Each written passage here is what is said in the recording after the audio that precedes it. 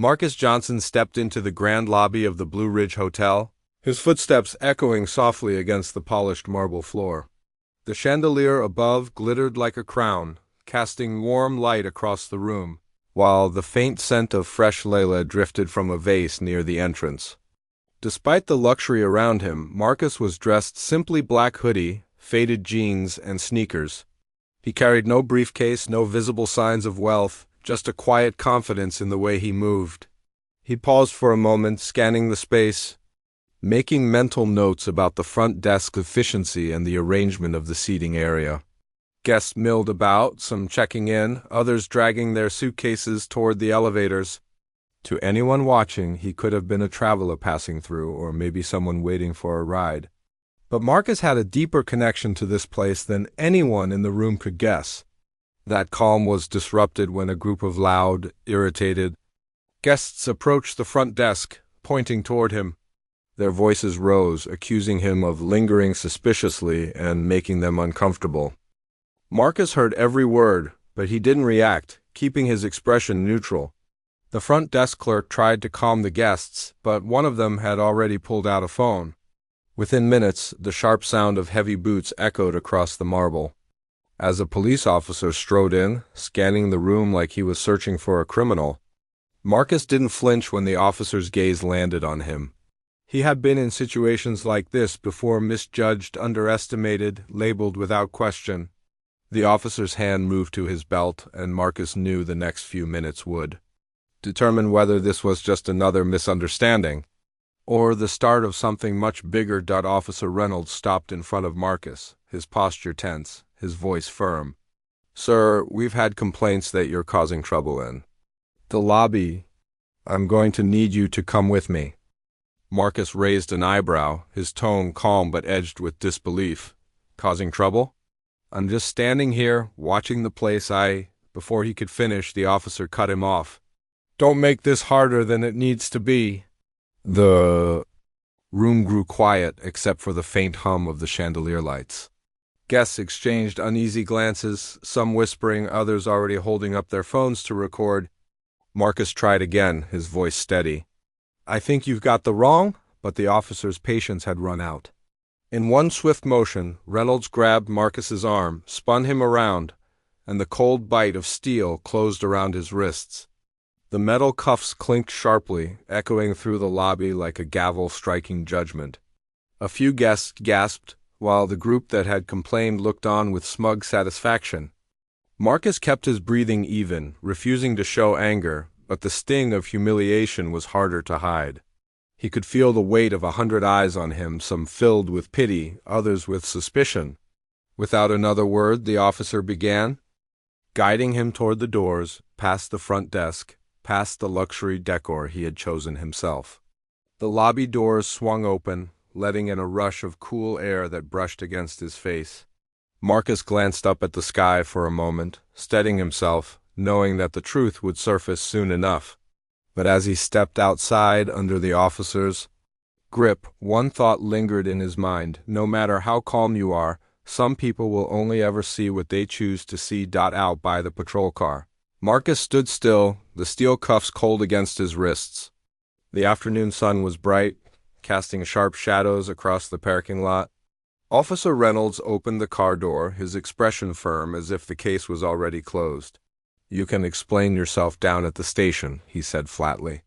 Marcus's voice remained calm, deliberate. "You're making a big mistake," the officer smirked, shaking his head. "I've heard that one before." Marcus's gaze was steady. "Then maybe you should check the hotel's ownership records before you embarrass yourself further." Reynolds ignored him, gesturing for Marcus to step into the car. At that moment, the sound of hurried footsteps broke through the tension. The hotel's general manager, Miss Carter, rushed toward them, her face pale and urgent. "Stop, officer. What are you doing?" she demanded, her voice trembling with a mix of shock and anger. "This man is trespassing," Reynolds replied, not even glancing at her. Miss Carter's voice sharpened, cutting through the air. "Trespassing? That man is Marcus Johnson, the owner of this hotel." For a moment, silence swallowed the parking lot. The officer blinked, his grip loosening slightly as the words sank in. "Owner?" he repeated, almost as if he didn't understand. Miss Carter's eyes narrowed. "Yes, he's your employer's employer. Every paycheck in this building exists because of him." The small crowd that had followed the scene from inside began to murmur, the weight of the truth spreading through them like a shockwave. Marcus said nothing, letting the silence hang heavy, his calm expression speaking louder than any argument could. The balance of power had shifted, and now it was Officer Reynolds who was trapped in the spotlight. Officer Reynolds froze, the keys to the handcuffs suddenly feeling heavier in his palm. His eyes darted from Marcus to Ms. Carter, as if searching for some way out of the moment. I didn't know," he muttered, his voice stripped of authority. Marcus turned slowly to face him, the cuffs still locked tight around his wrists. "That's the problem," he said evenly. "You didn't ask? You assumed?" The officer's mouth opened, but no words came out. The small crowd outside the hotel pressed closer, their phones raised higher, capturing every second. Marcus took a step forward, the sunlight glinting off the steel on his wrists. "2 years ago I bought this place. Every brick, every bulb, every paycheck that keeps this hotel running, including the salary you'll probably bill for this arrest, comes from me. But to you, I was just another black man standing where you thought I didn't belong." A hush fell over the crowd, the only sound being the faint click as Reynolds finally unlocked the cuffs. The cold metal slipped away, leaving faint red marks across Marcus's skin. The officer looked down, unable to meet his gaze. Miss Carter folded her arms, her glare burning into Reynolds. "You owe him more than an apology," she said, her voice low but firm. Marcus rubbed his wrists slowly, not out of pain but to release the tension he had kept bottled inside. "You can keep your apology," he said, his tone calm but sharp. "What you need to do is remember this moment, because next time, the person you judge won't stay quiet." His words hung in the air like a verdict, leaving the officer visibly shaken as Marcus turned toward the hotel doors, walking back. Inside, with his dignity unshaken, the lobby fell silent as Marcus walked back in, the sound of his footsteps echoing against the marble like a slow, steady drumbeat. Every eye followed him. Guests, staff, even the group who had first complained now stood frozen, their smug expressions replaced with shame. Marcus moved past them without a word, his posture tall, his face calm, refusing to give anyone the satisfaction of seeing anger. At the front desk, Miss Carter was waiting, her voice low and respectful. "I'm so sorry you had to go through that," she said. Marcus gave a faint smile, though his eyes were heavy with thought. Sorry doesn't change what happened, but maybe it can change what happens next. He turned, addressing the crowd that had gathered in the lobby. "I own this hotel. I built my business from nothing, working harder than most people will ever know, yet today I was treated like a criminal for simply standing in my own lobby. This is not just about me. It's about how quickly we judge and how dangerous those judgments can be."